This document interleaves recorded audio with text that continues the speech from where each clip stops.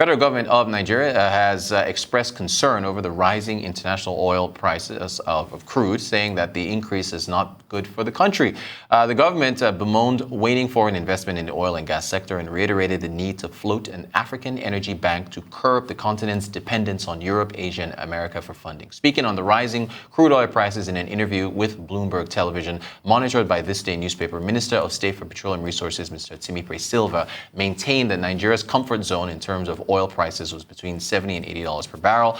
Although Mr. Silva did not particularly explain why higher oil prices were bad for Nigeria, he stated that at the moment, Nigeria was not gaining anything from the soaring prices. Joining us from our Abuja studios is Arise Business Analyst Chika Mbonu. Chika, good morning to you. Thank you so much for joining us. Chika, what do you make of Nigeria, Africa's largest oil producer, saying high oil prices are not good? The minister. When I talked about this last time, I called it a good problem, for us. You don't need rocket science to analyze this.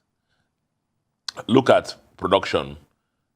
We have been struggling to even meet our quota for about 1.7 million barrels per day because of the challenges we've had with infrastructure and the issues happening in the oil areas, oil producing areas.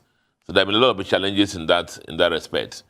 The minister explains it as when there was a shutdown and a reduction in production, and it was difficult to, after shutting down during the COVID period, to move up production to the high levels again. But the major issue there has been the infrastructural challenges we've had and the problems in the oil-producing areas.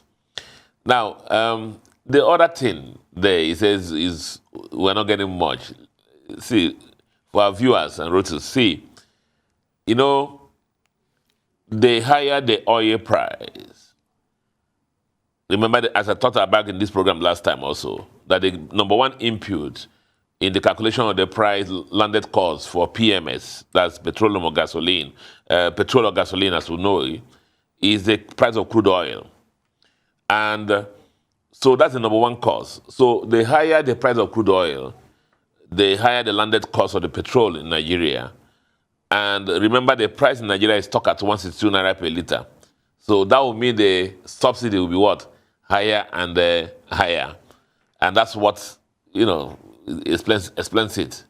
The fact that as the oil prices are going higher, the landed price for the PMS in Nigeria is going to go higher, and the subsidy is also going to go higher. Remember, I talked about again this program that we are burning Commonwealth already by this year with up to the amount of 3 trillion naira just subsidize fuel. There have been comments about the fact that in the past subsidies have taken place in the past. NNPC has done recovery in the past. Why is it smuggling has even taken place in the past? Why is it worse this time around? I guess when you're pouring 2.2 million barrels a day, it's different from when you're doing 1.2 million barrels a day. I guess that can explain that too. And also the fact that the disparity between the local price and the landed cost is getting higher and higher, and therefore smuggling is becoming more attractive. Also, that can also explain that. Thank you so much for that, Chika. Shell and Total saying that there should be more incentives for gas investment, more incentives for oil and gas companies to bring more investment into Nigeria for gas. What do you make of that development from them? Well, I mean, that Nigeria has chosen gas as a transitional energy source as the world moves towards renewables. And part of the challenges we're having also in the production of petroleum worldwide is the issue of lack of investment. The banking community in the world now are moving away from supporting fossil fuels. And even as the minister spoke before, he thought about since the world is not interested in supporting fossil fuel. Fossil fuel is like the petrol that will produce the crude oil. Africa should set up an African energy bank that will focus on Africa, since we're not in a hurry to move on to renewables. So you find that Nigeria has chosen gas as a transition energy as we move to renewables. But even Shell and Total, they've acknowledged that the PIA, the current Petroleum Industry Act, has a lot of incentive for gas already. But a lot of the focus now is on a deep water gas production, and which is what they're asking for, and the marketing of gas. They say that they require some incentives more there to assist in the production of gas in the deep water. That's the focus. But I've acknowledged that there's a lot of incentive already inbuilt in the PIA, and that for any reasonable investor who wants to interested in Nigeria should be able to come in and play.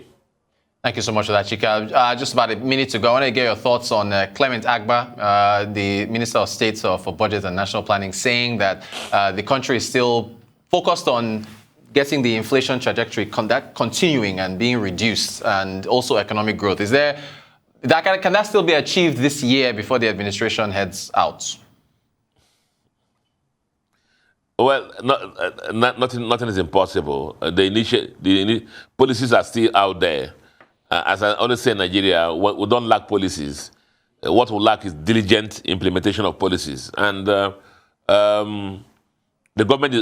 president is still there. There are ministers who are still there who may not be involved in election in 2023.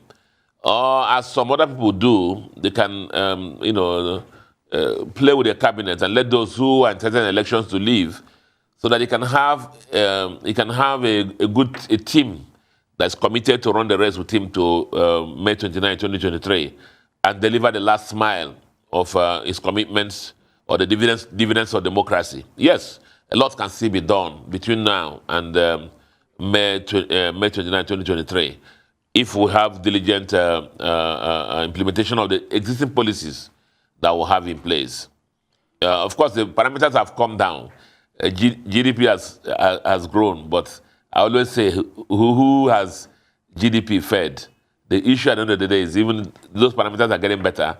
Those at the bottom of the pyramid, when they go and buy things, is their life getting better? And for me, that's the question. All right, business analyst Chika Mbonu live from our Abuja studios. Chika, as always, thank you so much for joining us to discuss the headlines. We appreciate your insights and analysis.